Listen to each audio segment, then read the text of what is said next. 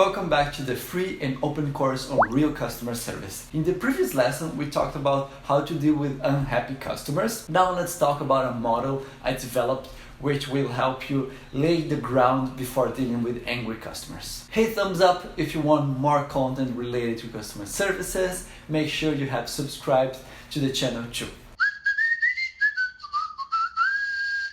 Hello there everyone! I believe almost every article about dealing with angry customers approaches it generically, often using acronyms to describe a series of steps. And I genuinely understand. It's hard for you to compile this into a tool, as dissatisfaction can come from a wide variety of factors and situations. However, one thing that bothers me the most is when these steps don't give clear direction on how to behave with angry customers. They mention generic things like don't answer back the customer, feel empathy, keep calm, calm them down, and this kind of stuff. I understand it's hard, but I created a framework precisely to complement these contents or to help people like me who like clear structures. Here's what happens. If you read articles about dealing with angry customers, you'll find lists ranging from 3 to 20 steps on how to deal with satisfaction. I will outline here how the majority discuss the attendant's behavior when dealing with customers. The first steps involve emotional intelligence and a certain emotional distancing from what is happening. You should not take it personally, and that the criticism or complaint is probably not directed at you, but at the company and product or service. Your role in this first moment is to listen, investigate, and not to judge. The worst thing you can do is to belittle what the customer is saying for not believing, wanting to correct them, or whatever the reason. Your position now is to listen to your customer. Then you should empathize or sympathize, apologize, and promote the solution, offering options, being accountable, and following up on implementation. The lay the ground framework doesn't steer away from it. My goal is not to reinvent the wheel, but to provide a model you can follow with questions and phrases directed to each situation. The lay the ground framework divides the service with unhappy customers in 3 stages. Listen actively, address the real issue, and you don't discuss emotions. Each of these moments comes with strategic questions and phrases for you to be capable to direct your service and your customers. Your first touch points should be focused on giving all the attention your customer deserves. These are the 3 questions you must answer. How to give them the benefit of the doubt, what do they want to tell you, and what's their frustration. 1. Listen actively, making the first call.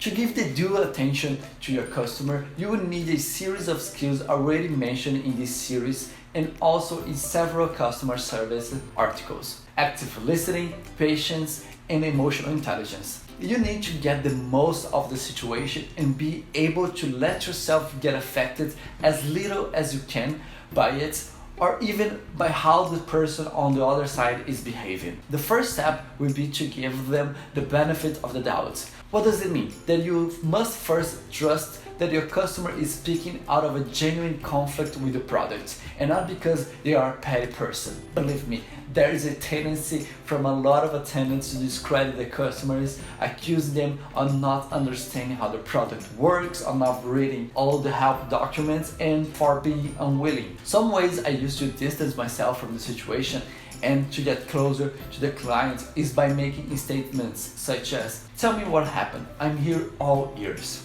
Could you explain to me what happened? My job here is to help you. Thank you for telling me this happened. We need this kind of feedback to get better. Could you elaborate?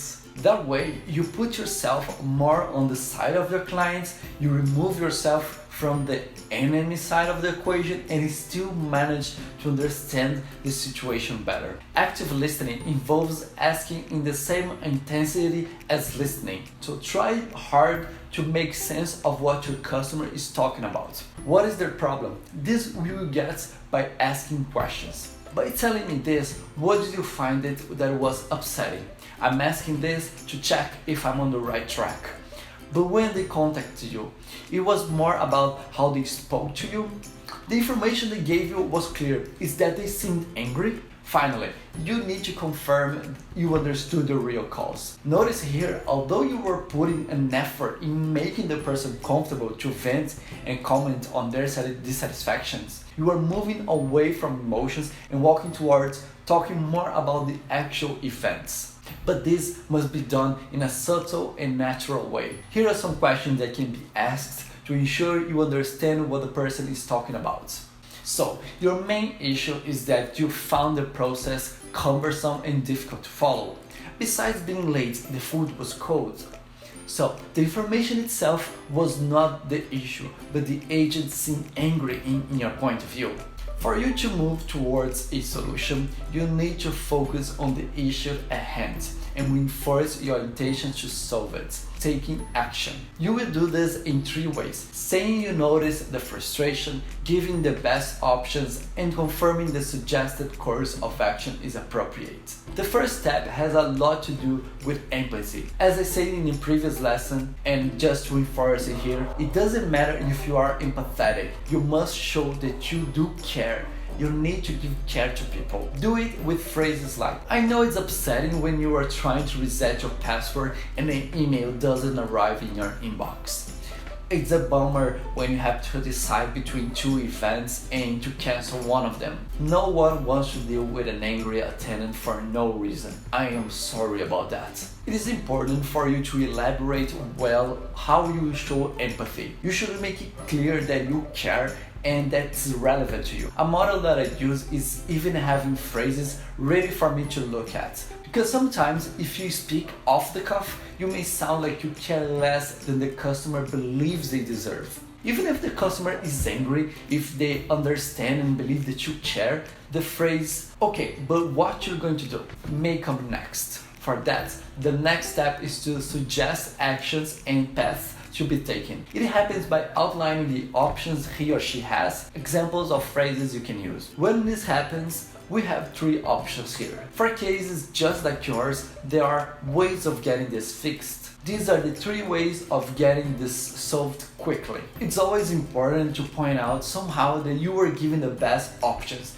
exploring further some characteristics that fit better with the context, such as speed, efficiency, lower cost, etc. And that these solutions are specific to it. Then you have to confirm with the person that that decision is the most appropriate. You can do it by reiterating the course of action, the steps, or if it's a simple decision, commenting at the end of the message something like, how do these options seem to you? Or even, if you choose one of the options, will you feel better? And do these options seem to settle the matter for you? It is key to get these validations from your customer.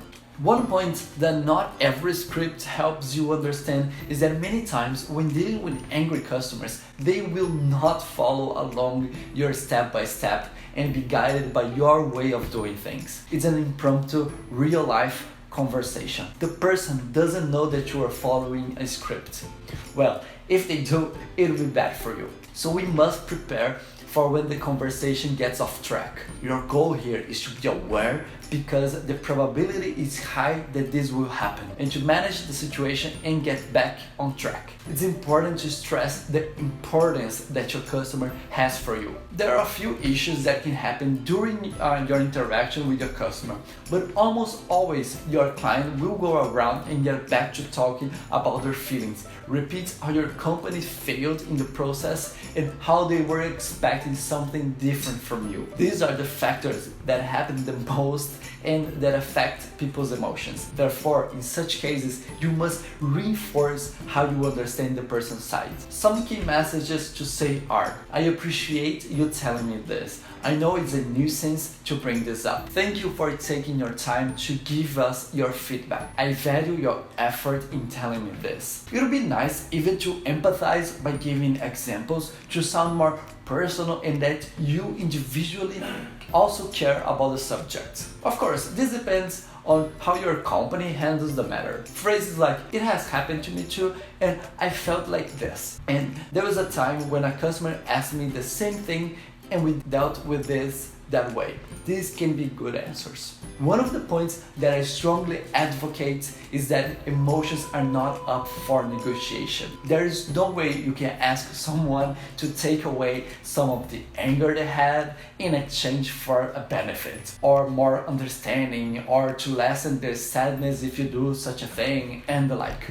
There is no negotiation. You can try to understand from them if an action has a chance to bring some positive reaction, but you do not remove feelings from the past. Therefore, upon that you should give up on your interactions with dissatisfied customers. You should try to invalidate their emotions or even make them realize it's not that big of a deal. Here, I don't even have a sentence to give to you. You have nothing to say. You should go back to the previous step, consent, apologize, and move on to talk about actions, giving alternatives. You may review the content on the care and attention framework to see how you can treat your customer. The hardest part of dealing with angry customers, and the part that my agents also suffer the most with, is because customers don't follow your script. They vary a lot in behavior with complex emotions, and situations may be slightly different from each other enough to throw your script and training up in the air if you have been trained to deal only with specific situations.